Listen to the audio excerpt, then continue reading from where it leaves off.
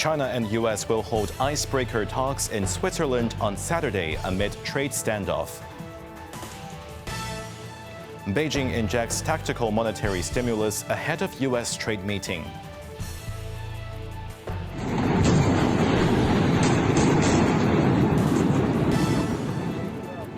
And several dozens are killed and injured as India and Pakistan exchange heavy artillery fire along their contested frontier.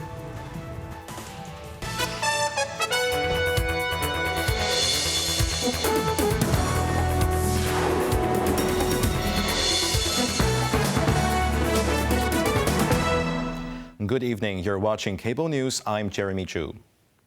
Vice Premier He Lifeng will hold icebreaker trade talks with U.S. Treasury Secretary Scott Bessent in Switzerland on Saturday, as Beijing said it has decided to re-engage the United States. Anna Chen has the story. Foreign Ministry announced Vice Premier He's trip to Switzerland from May 9th to 12th. As the Chinese lead person for China-U.S. economic and trade affairs, he will have a meeting with his U.S. counterpart, Treasury Secretary Scott Bessent, and U.S. Trade Representative Jamieson Greer on Saturday, in what could be an initial ice-breaking step towards potential negotiations over U.S. tariffs. A spokesperson for China's Ministry of Commerce pointed out that the U.S. officials have been hinting at adjusting tariff measures and have been delivering messages to China through various channels, hoping to initiate talks. Beijing seriously assessed the information and agreed to engage with Washington after taking full account of the global expectation and the country's interest. However, if the U.S. says one thing but does another, or even attempts to use talks as a smokescreen to continue coercion and blackmail, China will never accept such conduct, let alone compromise its principled position or sacrifice international fairness and justice to reach a deal. In a Fox News interview on Tuesday, Bessent said he expects the upcoming meeting will be more about de-escalation than a big trade deal, adding that the U.S. does not want to decouple. What we want is fair trade, he said. Anna Chen, Cable News. Mainland authorities have unveiled sweeping financial stimulus measures, including interest rate cuts and a major liquidity injection, as Beijing intensifies efforts to stabilize markets amid global economic uncertainty. Bess Leung has more details. The 10-point measures were presented during a joint press conference today held by the People's Bank of China, the National Financial Regulatory Administration, and the China Securities Regulatory Commission. PBOC Governor Pan Gongsheng stated China's financial system remains resilient despite external pressures. The central bank pledged to safeguard stability across equity, currency and bond markets through enhanced macroeconomic controls. The measures include a 0.5 percentage point cut to reserve requirement ratio for commercial banks effective next Thursday, potentially releasing $1 trillion in liquidity. The central bank further reduced key interest rates, implementing a 0.1 percentage point cut to the policy rate, alongside a 0.25 percentage point reduction in relending facility rates. Officials introduced additional stimulus measures targeting two economic areas: domestic consumption and technological advancement. These initiatives feature a 0.25 percentage point reduction in mortgage rates, the removal in stages of reserve requirements for auto finance firms and financial leasing companies, increased funding of 300 billion yuan for innovation projects and trade-in of old consumer goods, and the establishment of a new 500 billion yuan lending facility specifically designed to support service sector consumption and elderly care services. Bess Leung, Cable News. Back to Hong Kong, Customs has arrested at least one individual linked to Alliance Medical Group, a healthcare service provider suspected of abruptly ceasing operations amid allegations of unfair business practices. While details of the arrested suspect remain undisclosed, authorities signaled more arrests are expected. The arrest follows a government-led cross-departmental investigation into over 1,600 complaints from consumers who prepaid for services, including vaccine injections, totaling more than $3.6 million. Victims are now being interviewed to determine if the company violated the Trade Descriptions Ordinance, which criminalizes misleading sales tactics. The government earlier established a task force to address the escalating crisis, urging affected individuals to contact customs immediately. Police have arrested a 57-year-old mainland woman after a 4-month-old infant was hospitalized with severe injuries consistent with suspected abuse. Queen Mary Hospital admitted the baby on Monday, who was suffering from a brain bleed and full-body seizures. Medical staff suspected the infant had been violently shaken prior to admission and immediately called the police. The child remains in critical condition. According to the police, the infant resides with his family on Shousen Hill Road. The suspect, reportedly a relative who had been staying at the home since the beginning of this year, initially took the baby to Gleneagles Hospital before he was transferred to Queen Mary's. The woman is currently being held in custody as investigation continues. As the May Day holiday period concludes, tourism sector lawmaker Yu Pak-leun has urged the city to better cater to visitors' spending potential. This comes after Chief Executive Zhang Li called for a review of the city's tourism strategy following the arrival of 1.1 million visitors during the Golden Week.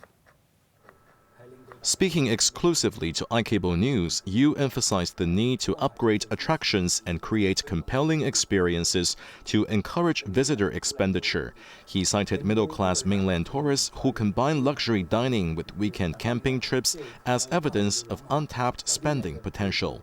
While some visitors opted for budget accommodations like sleeping in McDonald's overnight, the legislator noted this reflects diverse travel preferences seen globally. He stressed Hong Kong's ability to attract younger travelers demonstrates the city's enduring appeal and long-term growth prospects, describing attracting youth travelers as planting seeds for future high-value tourism, given their potential spending power as they progress in their careers.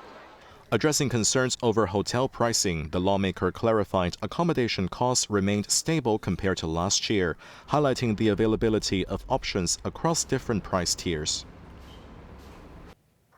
In an escalation of the city's long-standing feud between traditional taxis and ride-hailing platforms, a major taxi association has issued a public ultimatum to the government, urging authorities to clarify plans for regulating ride-hailing platforms by year-end or face further action. Quentin Yang tells us more. In a letter sent last night to Chief Executive Zhang Li and Transport Secretary Mabel Chen, the Taxi Dealers and Owners Association accused platforms like Uber and Gaode of undermining fair competition by offering cut-rate fares. It demanded stricter enforcement against illegal operators and a clear timeline for legislation to level the playing field.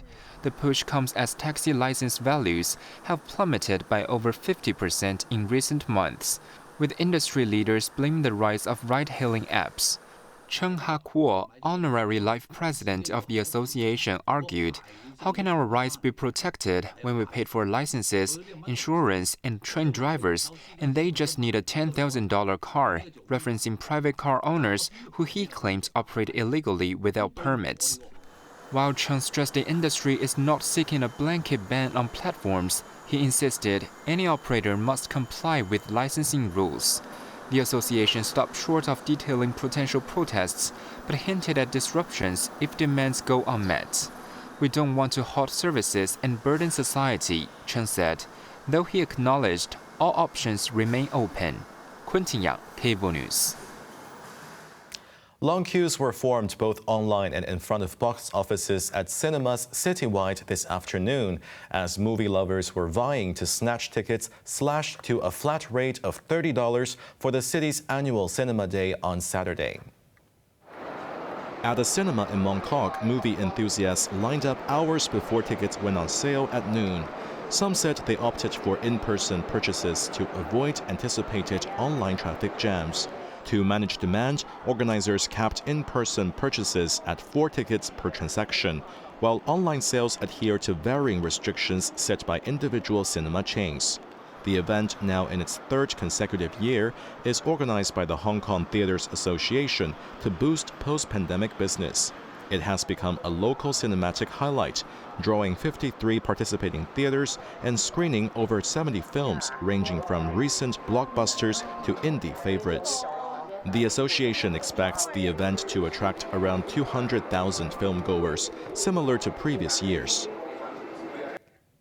In the wake of last month's Kashmir massacre, India launched missile strikes against Pakistan, killing 26 civilians, including children. At least 46 were wounded. Another 12 people from India died from Pakistani shelling. Pakistan called the overnight attacks act of war and authorized its armed forces to undertake corresponding action. Anna Chen reports.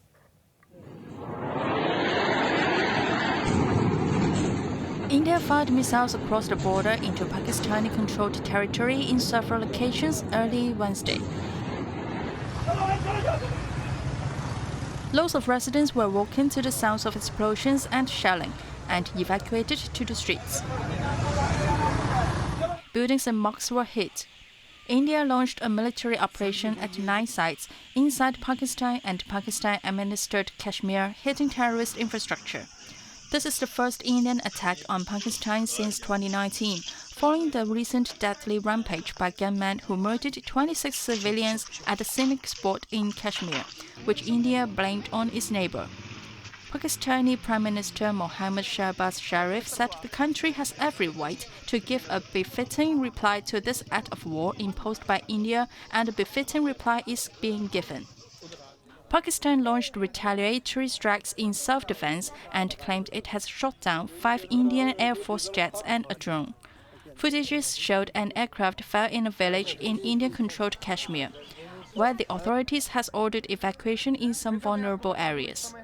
As the conflict between New Delhi and Islamabad escalates, the United States encouraged both sides to engage in discussions to settle the military confrontation, while Beijing called for calm and restraint. Anna Chen, Cable News. In Vatican, the papal conclave is set to begin overnight, where the cardinals will meet behind closed doors to elect a new pontiff. Cardinals and bishops gathered at St. Peter's Basilica to celebrate the final Mass before the conclave. The Dean of the College of Cardinals, Giovanni Battista Re, led the prayers for cardinals to find the wisdom, counsel, and understanding to choose a worthy new shepherd that the Church and humanity need at this difficult and complex turning point in history. The 133 cardinals tasked with voting for a successor to the late Pope Francis will start their proceedings behind closed doors of the Sistine Chapel later in the day. Only a single round of voting will take place today, with the result to be announced with black or white smoke from the chapel's chimney around 7 p.m. local time. If they fail to elect the new pope today, they will return tomorrow morning, switching to 4 rounds of voting a day, for as long as needed.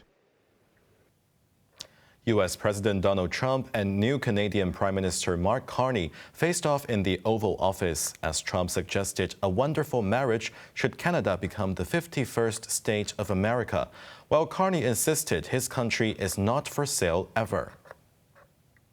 As you know from real estate, there are some places that are never for sale. That's true. We're sitting in one right now, Buckingham Palace that you visited as well. That's true. And having met with the owners of Canada over the course of the campaign last several months, it's not for sale, won't be for sale ever. Time will tell. It's only time. But I say never. I've had many, many things that were not doable, and they ended up being doable.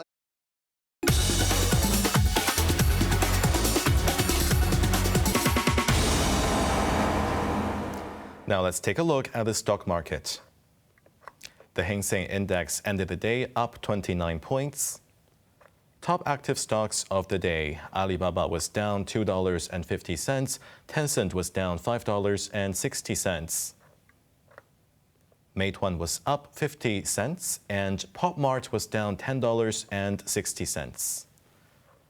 Foreign exchange against the Hong Kong dollar, euro 8.81, Australian dollar 5.02. Onto the weather now. Mainly cloudy with a few showers. Showers will be heavier with thunderstorms in some areas at first. Sunny intervals tomorrow, hot during the day. Temperatures will range between 27 and 31 degrees.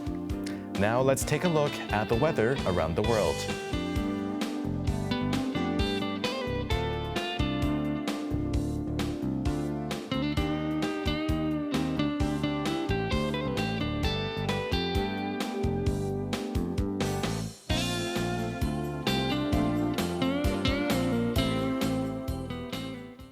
That's our news tonight. I'm Jeremy Zhu. Thank you for watching and good night.